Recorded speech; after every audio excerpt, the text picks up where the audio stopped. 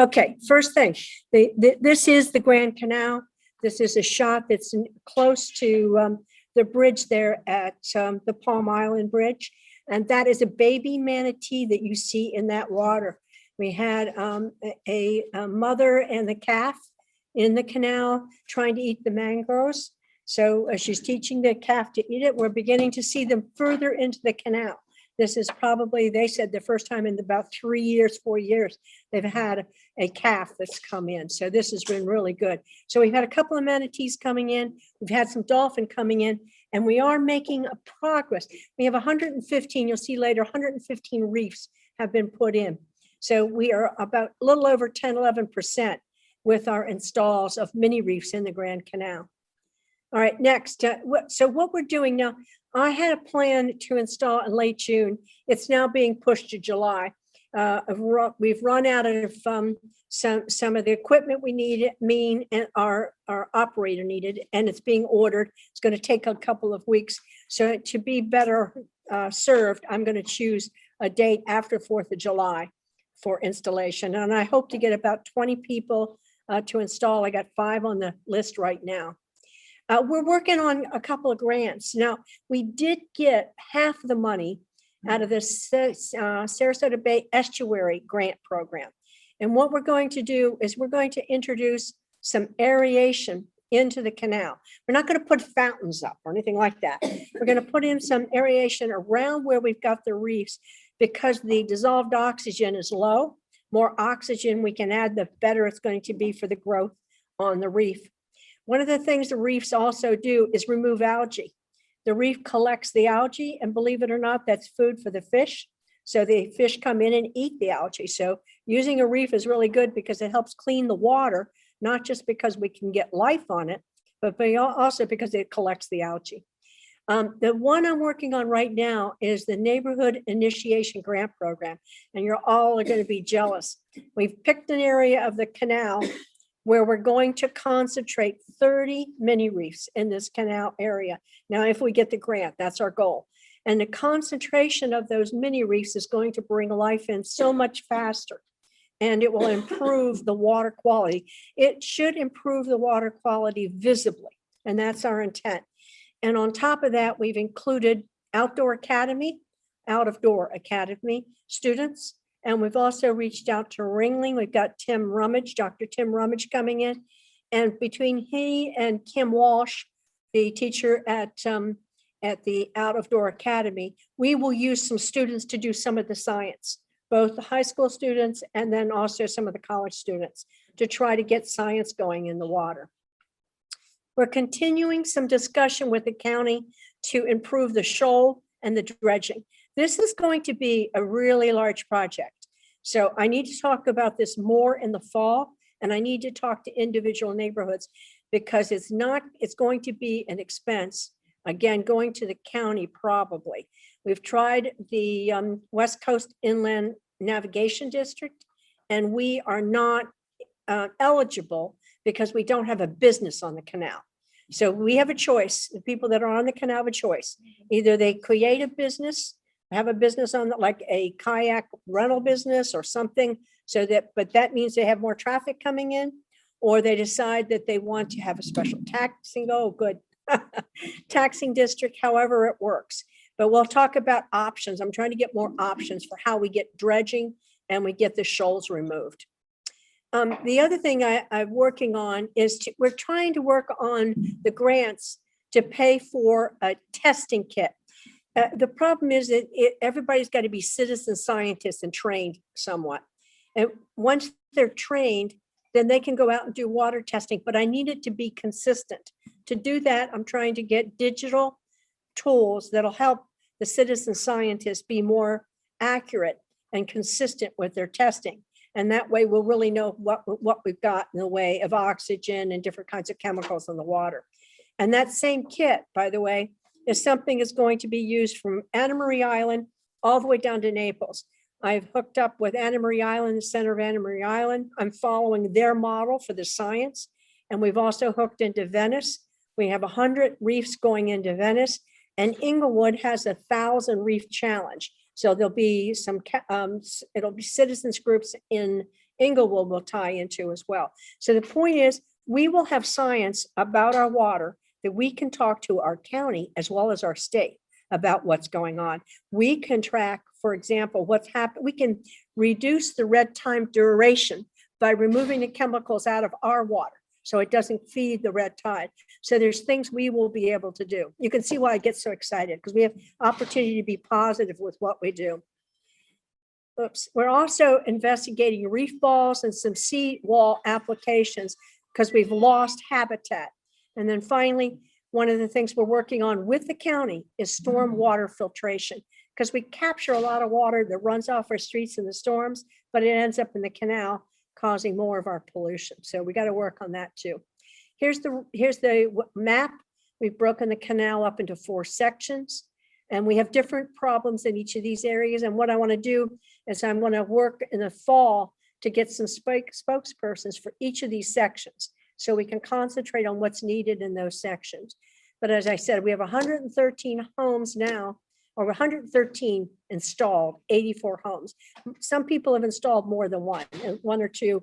2 is about what we're seeing is the second round. So we have 84 homes. That's 10% of what's in the canal. And we have 113 mini reefs. And as I said, I'll be doing about 15 to 20 more in the July timeframe. Now, this is my grant for the South Sarasota County Neighborhood Initiation Grant. The focus area is that little white circle. Out of all the 4 sections, we're going after that little white circle. It is in the concentration is in the Grand Canal. It's near a storm drain, and we're going to want to demonstrate the effectiveness of creating a habitat where we concentrate or we cluster these mini reefs in a group to improve the water, visibly improve the water quality. This is an example of one in an area that is at Maravista restaurant. These are only 3-month-old reefs, and look how they've collected everything on them and what kind of fish they're collecting. Sorry. The other point about our doing this, or why we would do this, is we will create juvenile habitat, and the fish will come in the canal and grow up and go out into the intercoastal, into the Gulf. So we will be a feeder system as well as an aquarium, which is really cool. So this is an example of what we can do if we do this right in certain areas. All right, now here's my neighborhood. We've picked this neighborhood off of Commonwealth. Okay, so we're going after Commonwealth Place, Commonwealth Lane. I did that because there are 2 dead ends. As I said, there are 2 storm drains that are coming in, and we have a possibility of doing something there. We are not doing Venice Lane, so we'll be able to compare and see what happens on the right side and see what happens when we don't have anything on the left. So we can give people examples of what the improvements look like. So right now, the houses that have the yellow are ones that have mini reefs right now installed. So all the yellow, I've already put mini reefs in. That's the reason I picked this area, because they've already populated. I've got people that are very excited about it, and they're helping get it in. The blue are new houses will join us, and the red dot is the one big storm drain we have in that area. There's another one on the other side. Okay, and those are the people I've got. Next, this is the Estuary Program grant. And as I said, what we're going to be doing is doing the aeration, and that's where we're going there. Okay, now I put everybody, I know, Jan, I got to say thank you for passing that around. I needed to get signatures for the grant to tell the county that we really do, as a neighborhood, agree we want to do this. So they asked for signatures, so that's why that's out. So please sign that form if you have not, and I'll pick those up before I leave. And that's it for me. If there's any questions, I'm up here afterwards, you can ask. Well, that's just the best news we've had in a long time. Okay. There's a lot more ahead, and we've been looking at that canal for years. That's trying to figure out what to do about it. And we have early studies from, I think, back in the late 60s into the 90s, and now we can look at it and hopefully have something to compare it to. And Jean is just a ball of fire. I guess you can figure that out. Yes. So thank you, Jean. Just awesome work. Thanks. So everybody, we are not going to, oh, Joe, yes, go ahead. Yeah, Jean. Yes. We've had pregnant manatee behind our house on Treasure Road, a separate day. Good. And they just discovered when I was flushing out the engine of the boat, they were underneath dripping the water coming out of the engine. So I suspect there's got to be a shortage of fresh water with the drought and with the pump out station having closed down. Right. The one manatee had to drink 20 gallons of water out of my hose. Just kept sat for a half hour, just sat there gulping water. Wow. So that might be something else we can do. People can have a little bit of water dripping in once in a while, while they're out. Okay. That's a good idea. That's a very good point. Yeah. We used to Thank call you, that Joe. area by the skua plant, the grass bar. Right. We'd say the manatees were coming up to the grass bar, but that was where a lot of grass did grow because there was a fair amount of runoff of fresh water from that location. Exactly right. Yes. And saying no seagrass. I don't know how it's set up. It's really interesting. I'm sorry, I can't hear you. I just thought that was really interesting because I had thought about that before, like what it looked like with some seed plants or something. Right.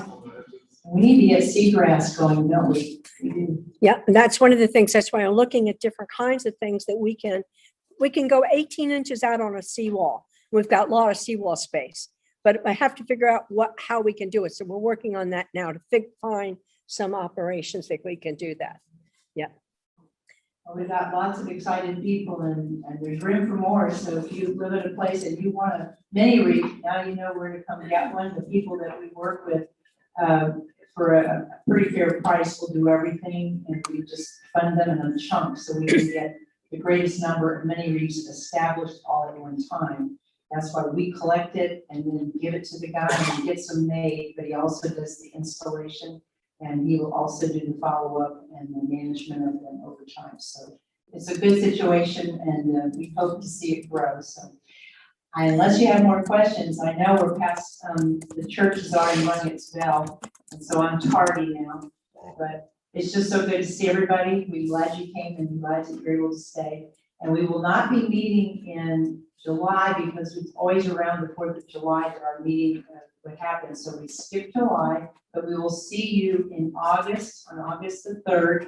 And we hope then to have our special surtax presentation. Sorry that we did not have Commissioner Ziegler today. And we hope to see him then on that day. So thank you all so much and keep in touch with us.